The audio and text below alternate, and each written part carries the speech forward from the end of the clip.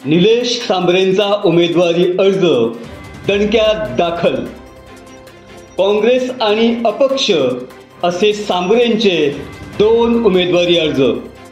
सांबरेंना काँग्रेसचा AB form मिळेल काय?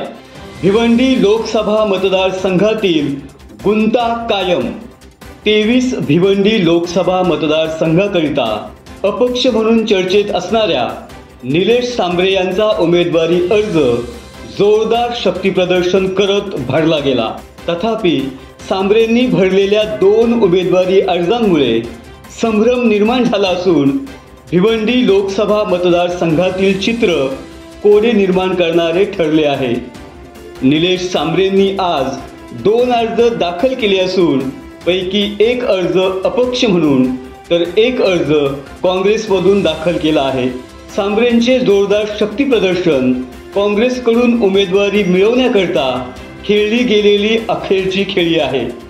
मात्र एकूण परिस्थिती पाहता असं घडण्याची शक्यता अतिशय धूसर आहे।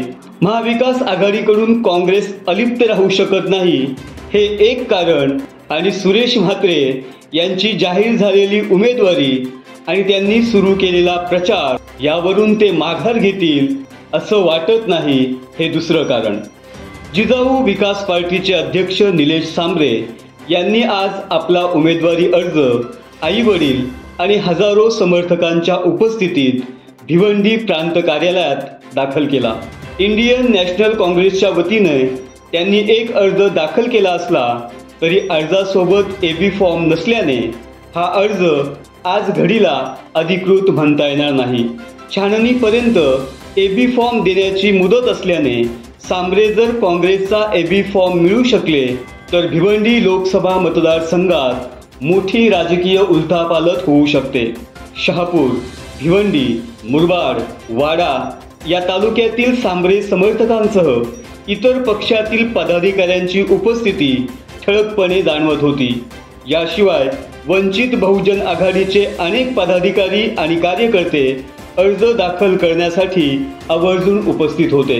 अर्ज दाखल करण्यासाठी सांबरेंनी जमवलेली गर्दी आणि सांबरेंचे भरलेले 2 अर्ज भिवंडी लोकसभेमध्ये संदिग्धता वाढवणारे आहेत यात शंका नाही। मात्र अर्ज माघारीपर्यंत हे चित्र स्पष्ट होईल। सत्य बातमीसाठी बातमी मागचं दडलेलं सत्य पाहण्याकरता अन्याय विरुद्ध प्रहार करणाऱ्या आपल्या विचारवादळ या वाहिनीला सबस्क्राईब करा। त्याच्या शेजारील बेल आयकॉनवर क्लिक करून त्याच्याच बाजूला असणाऱ्या ऑल नोटिफिकेशनला ऑन करा। धन्यवाद।